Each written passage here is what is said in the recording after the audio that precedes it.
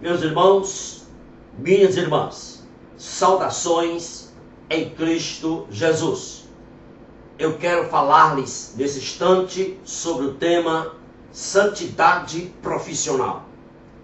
Mateus capítulo 25, versículo número 12, a Bíblia diz: e ele respondendo disse: em verdade vos digo, não vos conheço. Esse versículo diz respeito às 10 virgens, a parábola das 10 virgens, em que aquelas que tinham o azeite entraram para a festa matrimonial, e aquelas que não tinham o azeite ficaram do lado de fora da festa matrimonial. Meus irmãos, nessa parábola nós temos uma imagem exata de como o cristianismo será peneirado no tempo do fim.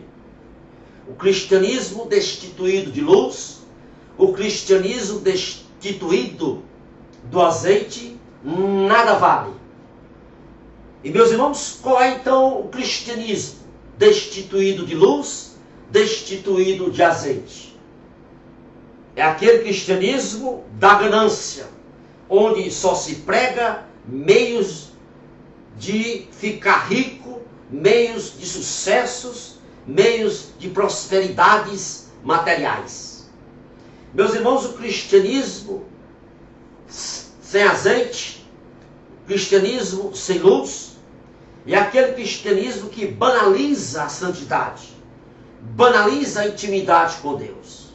Esse cristianismo praticado, essa igreja, ou algumas igrejas que estão praticando esse cristianismo sem luz e sem azeite, ficarão de fora dos portões do céu. Observe que o noivo na parábola é contundente. Ele diz para as 5 virgens imprudentes: não vos conheço. Era como se o noivo dissesse: vocês nunca me colocaram em primeiro lugar. Vocês nunca me colocaram em prioridade. Vocês banalizaram a santidade. Vocês negligenciaram a intimidade comigo. Meus irmãos, santidade é vital na vida cristã. Sem santidade, ninguém entrará pelos portões eternos da glória de Deus. A igreja moderna, lamentavelmente, não está preparada para se encontrar com o noivo. A igreja moderna tem perdido o rumo, porque perdeu os valores da vida santa, perdeu a teologia santa, perdeu a teologia sadia. A igreja atual vive em função de sucesso material, de construções de patrimônios, e o pior, ela entende louvor, entende adoração como festa, como oba-oba. E quem está, meus amados irmãos, preparado para se encontrar com o noivo, é aquela igreja, é aquele crente que não vive como o mundo vive. Quem está preparado para se encontrar com o noivo é aquele que não se adequa à cultura deste mundo. Vida santa, meus irmãos, não é ir a um prédio, cantar corinhos, se rebolar e voltar para casa. Vida santa é marcar o mundo. Vida santa é deixar diretrizes para o mundo com a nossa conduta. Vida santa é ter um viver que deixa marcas no mundo, que contagia o mundo através do nosso estilo. Meus irmãos, nós temos que entender em primeiro lugar que santidade não é transferível. Não existe santidade transferível. O pai não transfere a santidade para o filho. Um irmão da igreja não transfere a santidade para outro irmão. Um crente não pode chegar para o outro e dizer: receba a minha santidade. Por quê? Porque santidade não se recebe por osmose. Santidade é questão de você e Deus. É uma questão que deve ser trabalhada entre o crente e Deus. É a questão que deve ser tratada pessoalmente, entre o indivíduo e Deus, entre a pessoa e Deus. Meus irmãos, nós temos que entender, em segundo lugar, que santidade é uma questão de vida e não de técnica. Não existe dicas, não existe técnicas para se ter uma vida santa, para se viver uma vida santa. Eu estou dizendo isso porque já existem alguns livros mostrando dicas, dando técnicas e regras para viver uma vida santa. Alguns livros estão sendo publicados e dizem assim: você fica concentrado, você se concentra, aí você inspira lentamente, progressivamente a graça de Deus e expira longamente e profundamente os seus pecados. Em outras palavras, muitas vezes estão ensinando isso. Você inspira, aí entra a graça de Deus e você entra o poder de Deus, entra a unção, aí você expira lentamente, aí sai os seus pecados. Meus irmãos, cristianismo não é yoga. Santidade, precisamos entender que se aprende com Deus. Santidade se aprende com relacionamento com Deus. Exclusivamente com isso. E a santidade é experimental. A santidade autêntica, ela não pode ser copiada, ela não pode ser reproduzida e nem pode ser transferida. A santidade deve brotar da pessoa em sua vivência com Deus. Então, ser santo não é olhar de cima para baixo. Ser santo é fazer como Isaías, olhar de baixo para cima e dizer: ai de mim, Senhor, tem misericórdia de mim.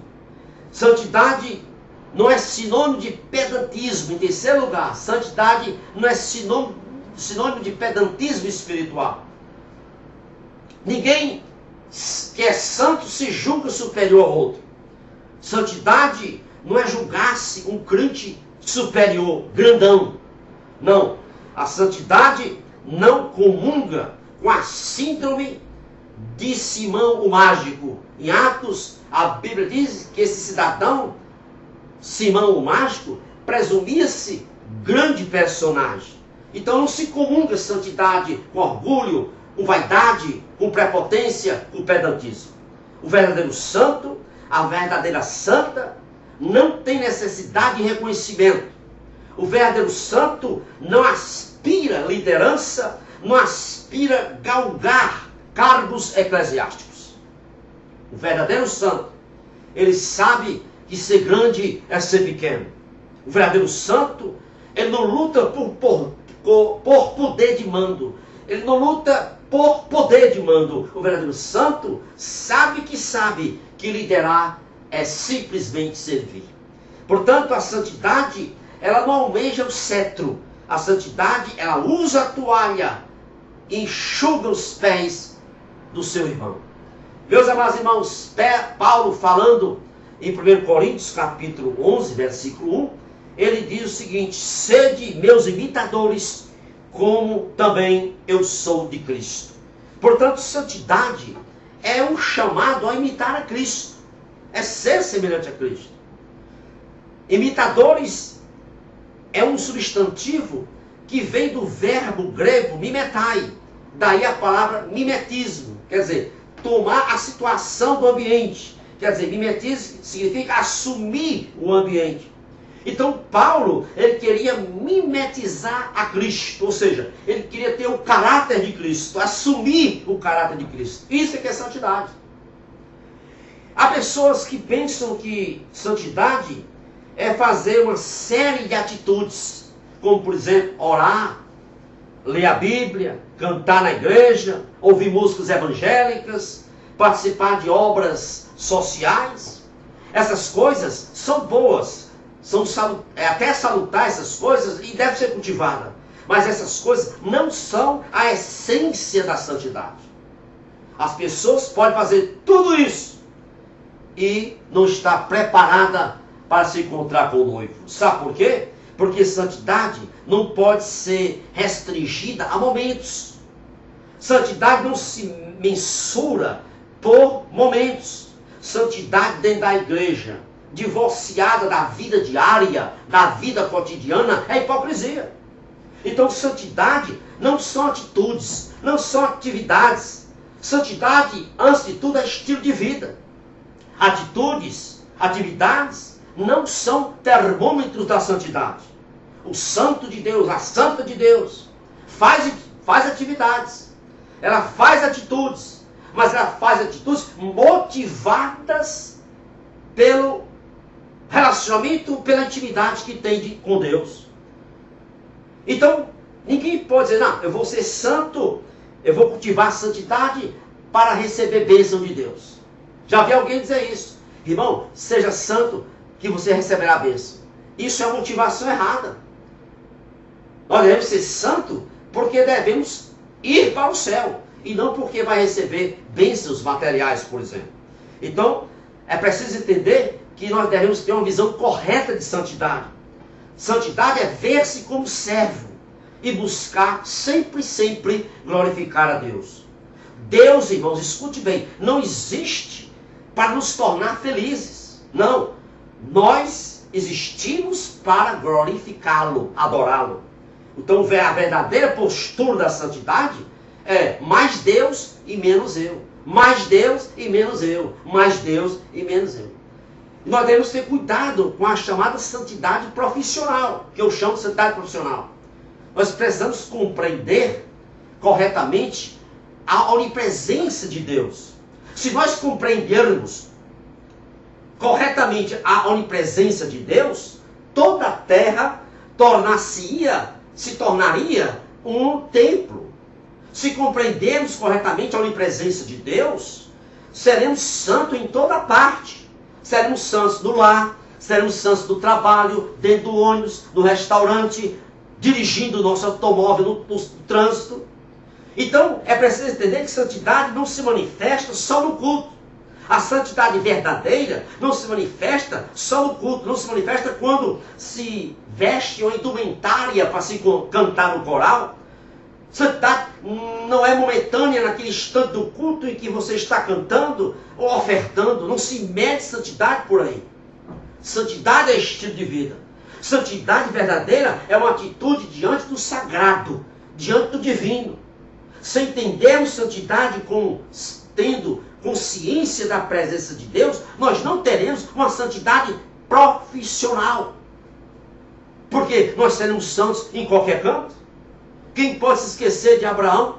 Pode-se falar muito de Abraão, mas uma coisa que me impressiona em Abraão é exatamente a sua visão da presença de Deus a toda hora, ali na sua vida, na sua presença ao seu lado. Aonde Abraão andava, ele edificava um altar e uma tenda, um altar e uma tenda, um altar para glorificar a Deus, uma tenda para ele descansar.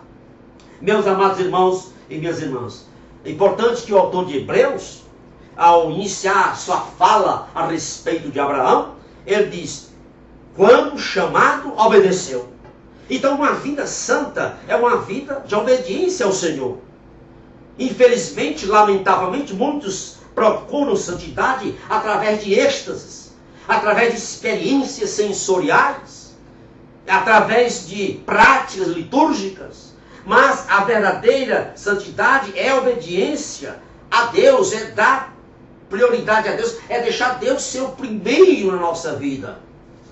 Meus amados irmãos, existe uma trilogia que a gente ouve muito falar. Algumas pessoas, alguns líderes dizem assim, quer desenvolver a sua santidade? Então pratique a trilogia, orar, jejuar e ler Bíblia. Isso é importante sim, orar, jejuar e ler a Bíblia é importante. Mas essas atividades devem ser encaradas como algo normal na vida do cotidiano do crente. É atividade de subsistência espiritual. Porque santidade é mais do que atos, é mais do que atitudes. Santidade, na verdade, é um ato, é uma atitude, mas é uma atitude tomada no íntimo. É uma disposição que brota no íntimo da pessoa. No íntimo da pessoa. Portanto, não há valor na oração sem sentimento de temor a Deus. Não há valor na oração sem sentimento de reverência a Deus. Oração sem esse sentimento de reverência, de temor a Deus, não passa de uma reza. É preciso entender que não há valor no jejum sem sentimento de reverência, sem sentimento de temor a Deus. Não há valor no jejum sem sentimento de quem Deus é. Jejum sem esse sentimento não passa de privação de alimentos. Ler a Bíblia sem fome de Deus, só para satisfazer o pastor que disse que você precisa ler a Bíblia toda ao ano, e se você ganhar a fazer isso, você vai participar de um sorteio, porque leu a Bíblia toda. Isso é regra, isso aí não traz santidade, isso aí é improdutivo. Ler a Bíblia sem fome de Deus é regra. Então essa trilogia, né, sem fome de Deus, orar, jejuar e ler Bíblia, sem fome de Deus, sem sentimento de reverência, sem sentimento de temor a Deus, sabe o que é que ela gera? Ela gera crente, ela gera santo no templo, santo na igreja e demônios no lar. Ela gera santos na igreja e demônios no trânsito. Santos na igreja e demônios no trabalho. Santos na igreja e demônios no restaurante. Então não devemos perder nunca o senso da presença de Deus em qualquer lugar que estejamos. Precisamos ser santos não só na igreja, mas não só no templo, mas em todo canto que estejamos. Então essa trilogia, orar, jejuar e ler Bíblia, sem a fome de Deus, se não for motivada pelo sentimento de temor a Deus, de reverência a Deus, é regra. E regra não gera santidade. Que Deus vos abençoe rica e abundantemente. É o meu desejo para você e toda a sua família. Que Deus seja louvado. Amém e amém. Muito obrigado.